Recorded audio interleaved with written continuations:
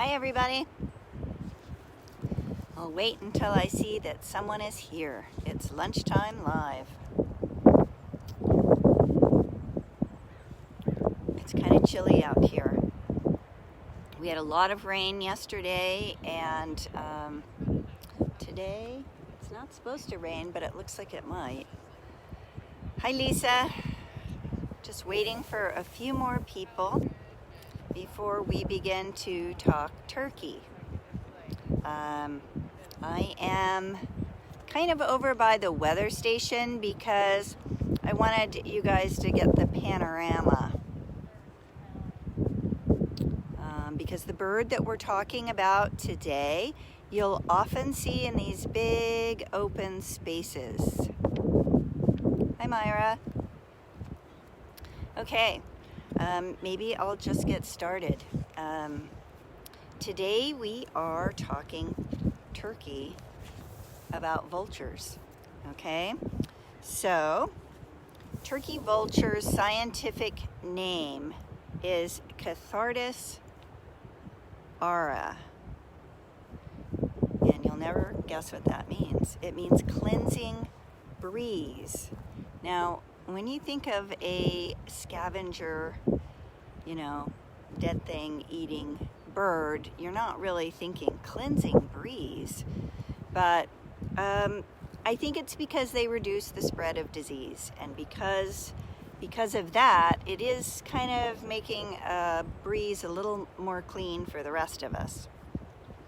So again, turkey vulture, Cathartus ara, cleansing breeze.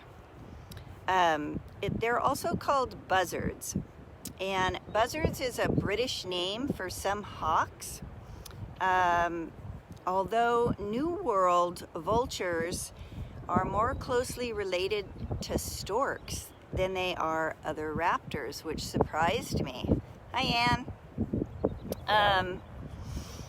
So, buzzard, turkey vulture.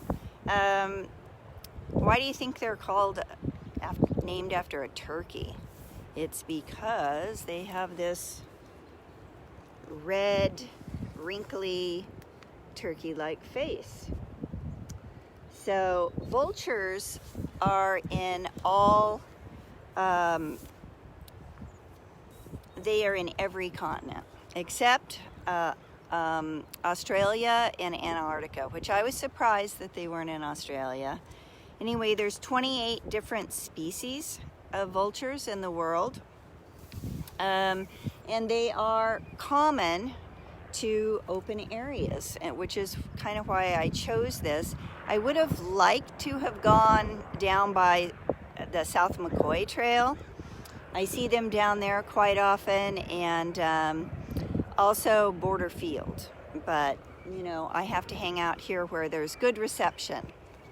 So let's see them again and talk about how they look. So these are big birds. They're 3 pounds, 2.5 feet tall, which is a big bird. They are about the only raptors that are bigger than them is the condor and the eagle. They appear to be black, but really they're a very dark brown. Let me fix this.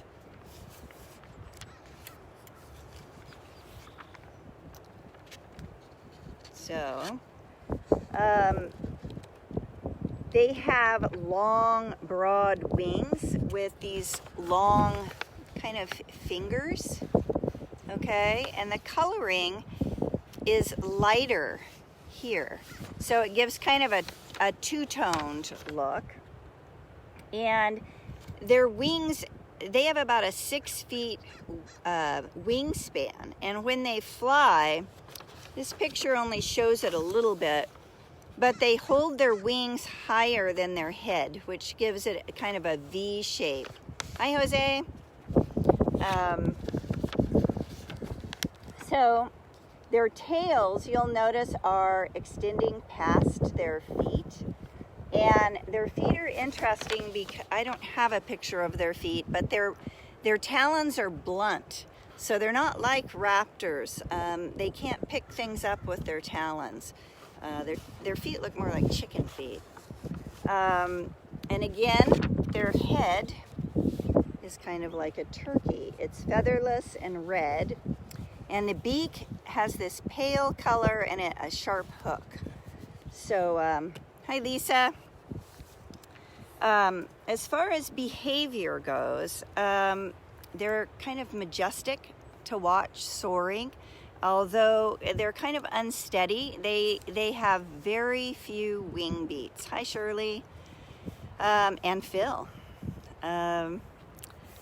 So they have very few wing beats when they fly, and you're gonna see them gliding really low to the ground, sniffing for carrion, which is, dead things. They can smell dead animals a mile away. You might also see them riding the thermals. Thermals, if you can catch one, they save energy. And these guys have been known to travel like 200 miles a day. So they probably need to conserve a little energy because that's a lot. If you see them on the ground, you're gonna see them, they kind of hop around, sort of ungainly. And sometimes you'll see them spreading their wings just to catch some sun and warm up. So they use their nose to smell dead things and for lunch, but they also use their vision, which is why you sometimes see them flying low. Now, this is my favorite part. They're pretty, let me tell you this first. It's very noisy today. They're pretty social, so you'll also see them in flocks. And so you might see them in a small flock flying. You might see them on the ground in a small flock waiting for their turn to eat something dead. Or you might see them hanging out in the trees together. Okay, here's my favorite part. And you guys have to do some thinking. I don't know if you know this, but if you see a group flying, what are they called? If you see a group feeding, what are they called? And if you see a group just standing around together, what are they called? Does anybody know? I'm gonna let you guys think about that and I'll come back to it. Let's talk about food. I think everybody knows that they're scavengers. So a scavenger is something that eats dead things, carcasses, carrion. So again, this is a good thing. They reduce the spread of disease, and that is why they have the scientific... Wow, we lost our connection for a second. That is why they have the scientific name that means cleansing breeze. So they rely mainly on their sense of smell. They have the largest olfactory system of all birds, but they also find some food visually. But back to the smell, there's something called mare captains. And mare captains is what something dead releases as it decomposes. To us, that smells terrible, but it smells like fine dining to a vulture. So they prefer they prefer freshly dead animals and, to rotting ones, but they will eat the rotting ones. They also prefer mammals, but they will eat, lizards and snakes and whatever they find that's dead. It's kind of a Western myth that they circle dying animals because they don't eat something that's not dead yet. They don't attack things. They wait until it's dead, and because they have those weak talons, they can't carry it off. And they may hang out and wait for something like a coyote to rip open the carcass before they have their turn. And when you see them eating, they take turns. I don't know what the hierarchy is, but they tend to eat one at a time, and they eat a lot like little pigs. Let's talk a little bit about their immune system is fabulous, obviously, since they do eat rotten things. And I wanted to re-mention the reason they have this bald head. It is because if you're sticking your head in dead things, if it's bald, it keeps the bacteria and parasites from getting stuck in your feathers. So that's pretty good. And here's another weird and favorite fact. They will pee on their legs, and they do it to cool off, but they also do it because it kills bacteria, because they're out walking on carcasses. This is called urohydrosis, if you pee on your legs. So, let's see, courting. Let's talk about that. If you see vultures, 2 of them, flying around, and they're spinning and turning, and they can do this for up to 3 hours. It's called a following flight, and that's their courting flight, twisting and turning.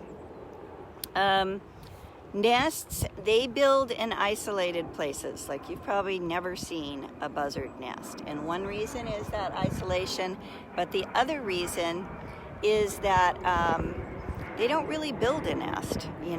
They are in a cliff or a rotten log, a broken tree. They don't make a nest. They just kind of scrape together the vegetation that's nearby, and they will use that same nest for up to 10 years. So the eggs are, they have 1 to 3 pretty big eggs. They are cream colored and sort of tinged purple. And the incubation is 30 to 40 days. The babies are born defenseless, but they will hiss. And they are nestlings for 60 to 84 days. So the lifespan is 24 years. Another thing for you guys to think about is, what do you think kills vultures? I'm going to get back to the earlier question.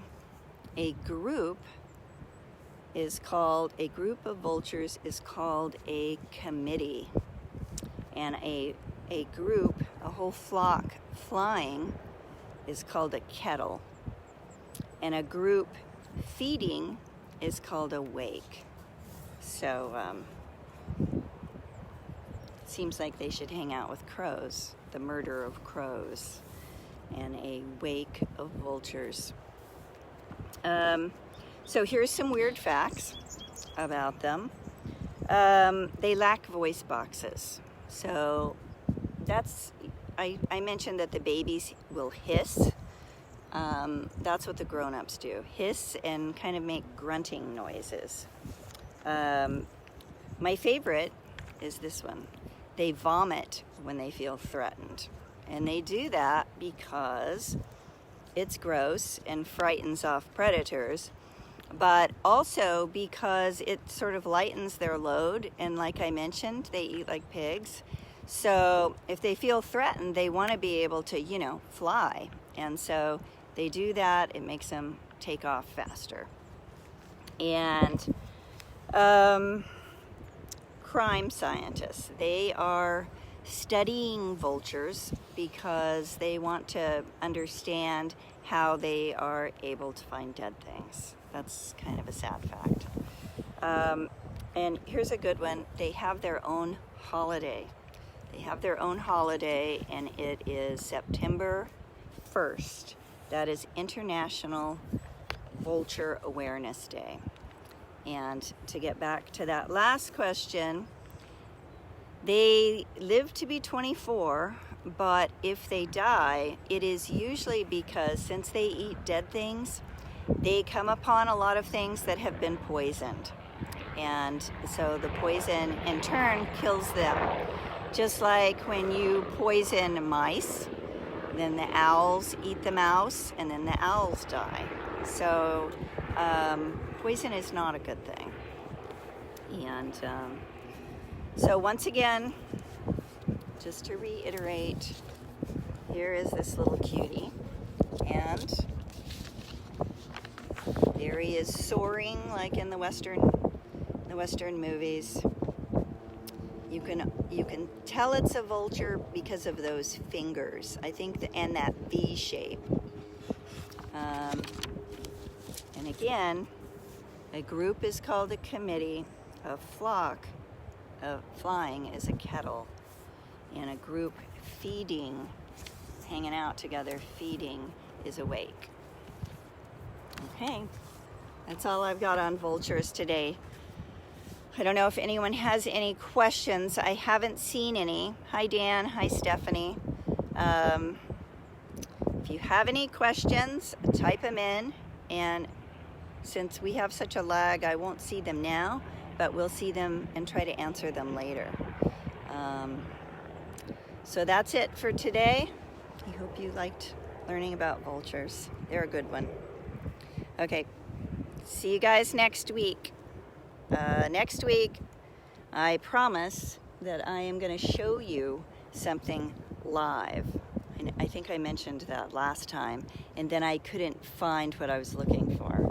But I've got it now, and so be sure you stay tuned next week. All right, see you then.